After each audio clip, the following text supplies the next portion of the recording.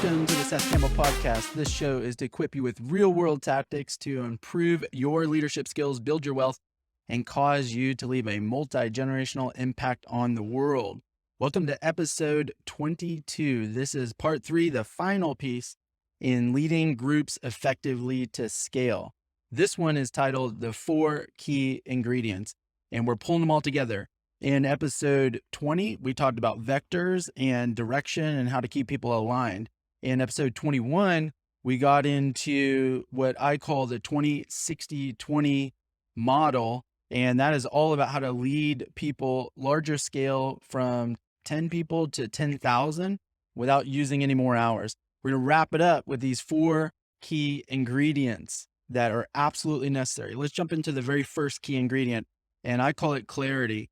Now, tying back together with the vector conversation in episode 20, which is simply thought about as people are always moving. It's only a question if they're moving in the direction of your mission. So setting up a clarity framework for that is absolutely the first and primary key ingredient. You'll see how the other key ingredients build off of this one. Yet just recognize if this one is missing and you don't have it, absolutely start here, because the other ones are really not going to work without a proper clarity framework. The scaling shortcut, I love to give you little scaling shortcuts, just cut right through it, save you a lot of time. The scaling shortcut to setting up a clarity framework, because clarity is a big word. It's super important. It's needed in every aspect of an organization.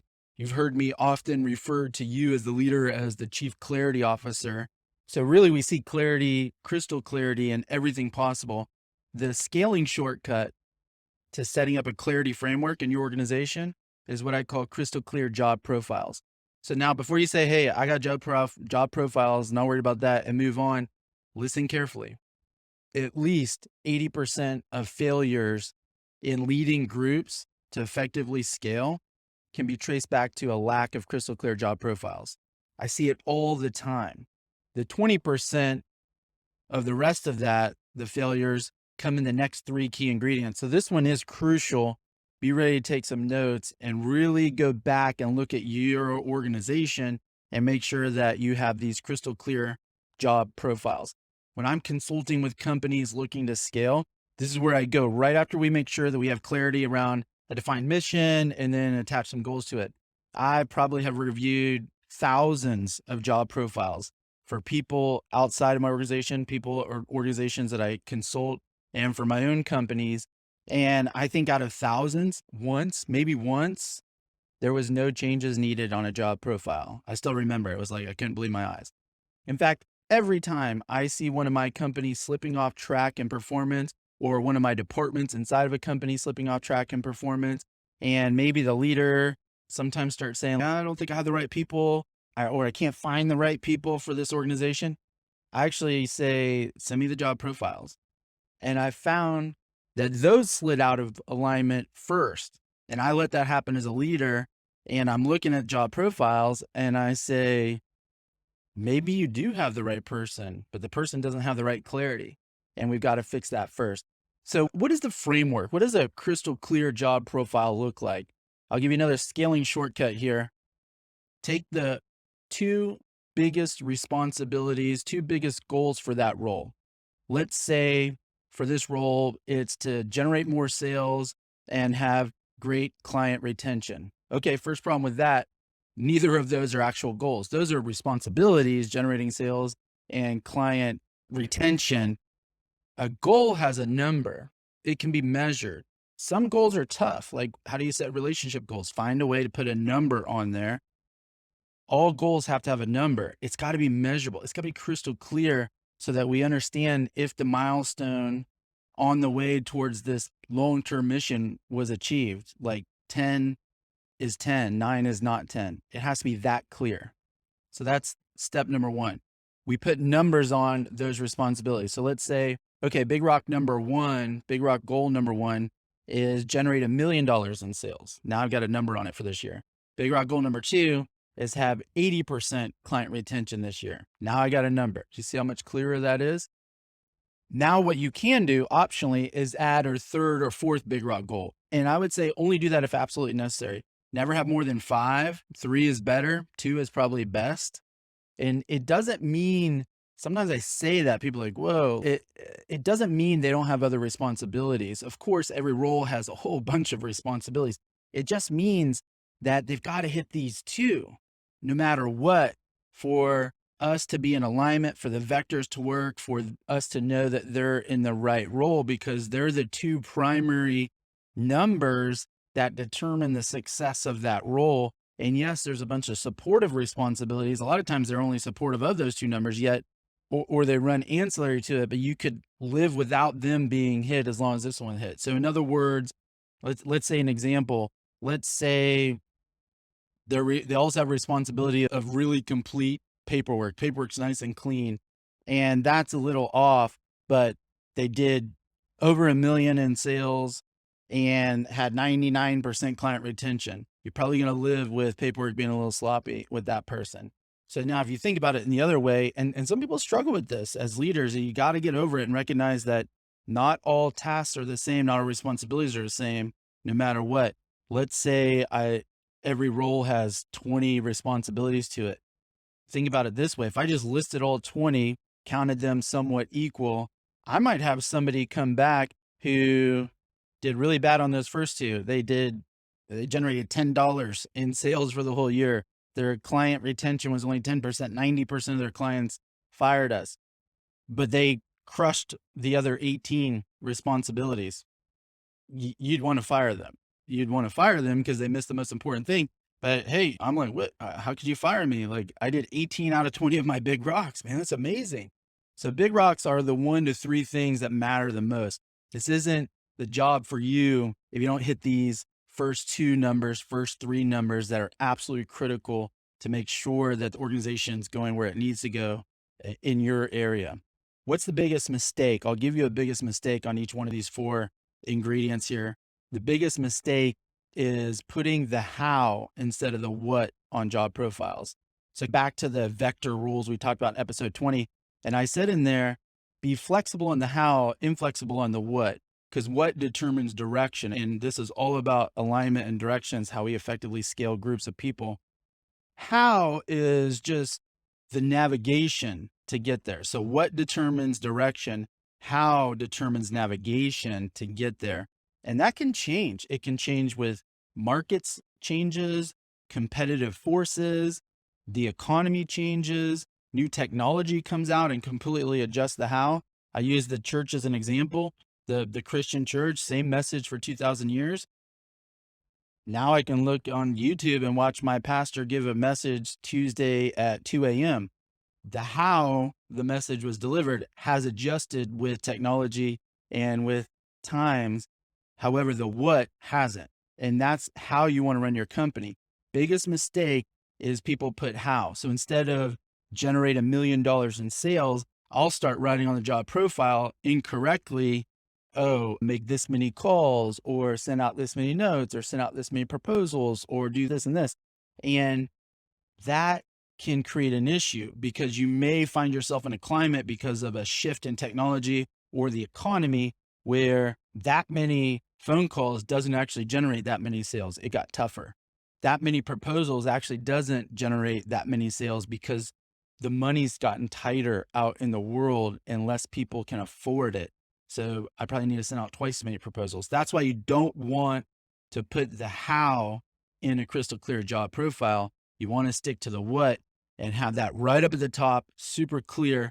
And then you can list out all the other responsibilities that impact the rest of the role. And you probably don't even need to put measurements on all of those. Don't kill yourself with that, because remember, it's all about hit these first 2, 3, and everything's going to work out as far as the rest of the stuff goes. All right, let's go to ingredient number 2, the scoreboard. Now take those 2 big rocks that I just said and put them live on a scoreboard in front of everyone. For people with the same responsibilities, it does need to be ranked. Why should we rank it publicly in front of everybody? Episode 21. So you can ID your top 20, your bottom 20, your middle 60, and go back and list that episode. It will teach you how to work with each one of those groups, but that's it. That's all you got to do. It's really easy when you get this first piece done. and you recognize the lessons from the other 2 episodes. What's the biggest mistake on this one? Adding in all the other numbers. Oh man, this is tough. It's tough for me to resist. It's tough for anybody that's analytical to resist. You want to have number creepage, and the scoreboard suddenly gets larger and larger and larger until it becomes somewhat irrelevant to everything that happens. A thing that I always go back to in my own mind is a great book by Chris McChesney called The 4 Disciplines of Execution. He says it perfectly in there. He said there's a player scoreboard and a coach's scoreboard.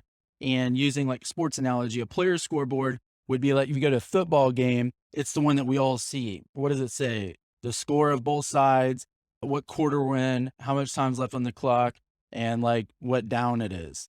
And that's it. It's got 6 or 7, 8 numbers on it. And they're most critical numbers. And the coach, they've got the tablets. They can see every stat in the world. We hear the color commentators say every little stat there is. They can deep dive what's behind those numbers so that they can make strategy in real time to effectively win. But if they put all that data up on a scoreboard, we may find ourselves wondering who's winning, who's losing, how much time's left. It would be very distracting. It would be very difficult. Some people would actually get more in love with the alternative numbers than the main numbers and miss the point of the whole game and not really recognize how far a team might be off. So you want to make sure that you're utilizing the player scoreboard. What's the player scoreboard? It's the same big rocks that we just talked about in key ingredient number 1, nothing more. Now, key ingredient number 3, high communication. Another big word, yet let's break it down. This becomes much easier with those first 2 tools in place, the crystal clear job profiles with that clarity framework and the player's scoreboard and you having the coach's scoreboard. So high communication becomes much easier. And then you would follow the 20-60-20 model that I covered in episode 21 for the specific cadence of the one-on-one and group meetings. What I'll do here is take you a little deeper into what you say inside of those meetings. What happens in a one-on-one? They bring the player's scoreboard. I bring the coach's scoreboard. You start asking them, walk me through your numbers on your scoreboard. Yes, you already know them. Everybody already knows them if you've done it right by then. But you want to hear them bring the numbers to life in their own language. Walk me through your numbers and where you're at, how you're doing, how you feel about it, and what your focus and your strategy is. So you'll be surprised. Now they'll start digging into their numbers and adding context to it. You've got a lot of context in front of you with the coach's scoreboard. You may have deep dive on conversion rates. You may have individual client names, prospects, how many calls they made, all the details, who left as far as retention. You know how much that account cost the organization when they left. And you're asking them, like, tell me about, okay, so I noticed that the retention is off. Who left? And how much did that cost the organization? And it's not to test them. It's to check on alignment. And you'll be surprised how often their numbers and the details better than they do.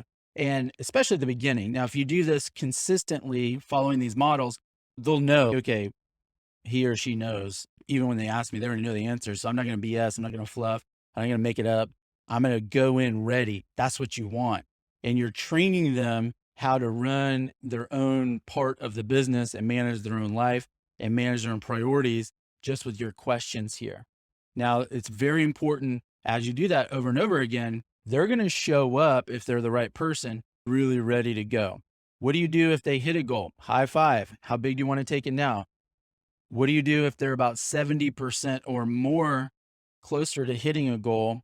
How big do you want to take it after this? Remember one of our previous rules, set the next milestone before they achieve this one, because that's when momentum's the highest. So you set the next goal, the next milestone right there. What do you do when they miss a goal? Big crucial piece here is they need to maintain ownership of that goal here. You can't get into dictating the how. That's a slippery slope. You want to be in a place of giving ideas, giving connections. I'll give you a list of probably the most important questions.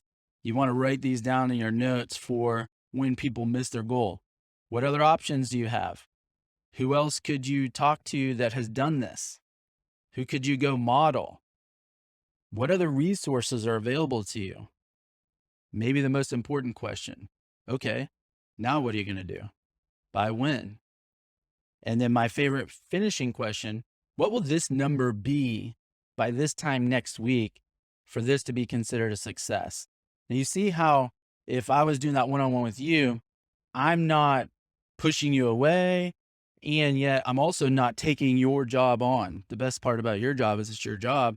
I'm not taking that on. What I'm doing is I'm helping you talk through it, and I'm making sure that both of us leave this table very clear. If I hear a fluffy, I'll just go make more calls. Okay, tell me how you believe that's going to help. And maybe it will, but I want to hear how many more calls? What does more mean?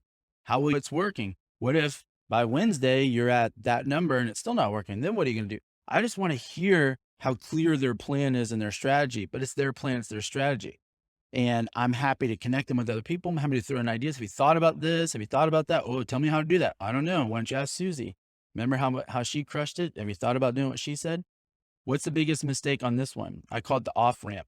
Way to think about a one-on-one conversation is pretend like you're on a highway and it's a predetermined destination where you're going. And where we're going is we're going to talk about these key numbers, nothing more, nothing less. And how do we do it? Many times that individual will take you on an off ramp. Biggest mistake a leader makes is they go on the off ramp with them. And before you know it, you've driven down so many side streets, neither one of you can find your way back to the highway. Time's up, one-on-one's over.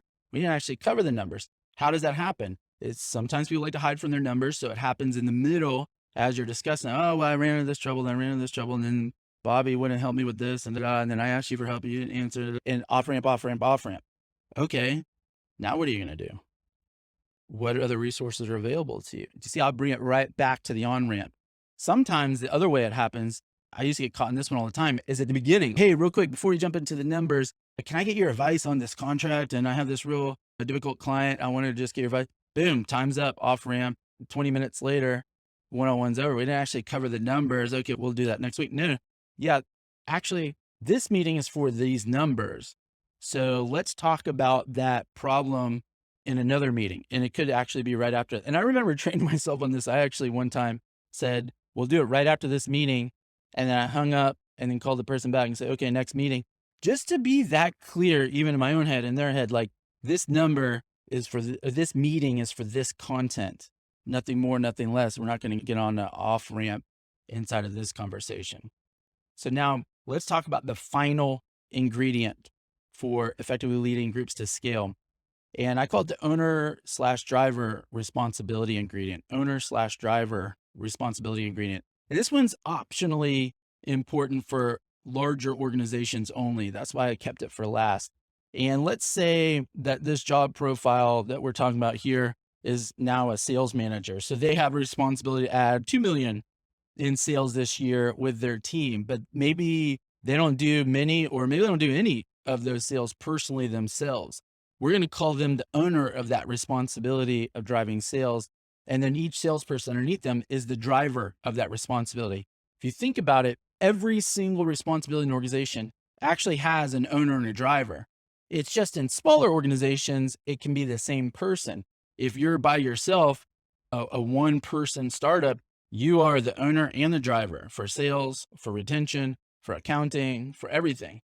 If you then hire an accountant, you're actually still the owner of accounting because the accountant is an outside person. They're your driver. You still own that because if it doesn't get done, guess who it comes back to? So now in this context, you're even the owner of sales. You've got a driver, sales manager, but they're the owner of 2 million in sales, and they've got drivers being the salespeople. So now what do you want to do is you want to make sure you're just always thinking about that. I own it, you drive it, or you own it and you have drivers, depending on how big your organization is. What's the biggest mistake here? Owners not using this method that we've just gone through for their drivers. So now the sales manager many times doesn't follow any of the same stuff that you're doing with them, all of these models that we've talked about in these 3 episodes. So the issue is you as the main leader now need to go teach them all these new models of effective leadership for groups. Send them through these last 3 podcast series that we just did. Teach them these methods. They do crystal clear job profiles like you do with them. They follow the 20-60-20 rule with their team like you do with yours. They understand and follow the rules of vectors. They use player and coaches scoreboard like you do. This is how you move from becoming a leader to becoming a leader of leaders. And that, my friends, is how you will create a multi-generational impact for the many lives you lead. Hope you enjoyed this 3-part series on effectively leading groups to scale. As always, reach out to myself, my company, CFE Strategies, if we can be of service in helping you scale. Don't forget to subscribe to our YouTube channel, see a full video recording of all of these podcasts. Join our private Facebook group, Seth Campbell Podcast. And of course, you're going to love our new thing. Go to sethcampbell.com, look for the podcast show notes. You're really going to love those. I've taken notes for you and have created some questions that you can use as a study guide. So you can go implement this stuff right now, this week. So until next time, focus forward. You've got this. I'm on your side.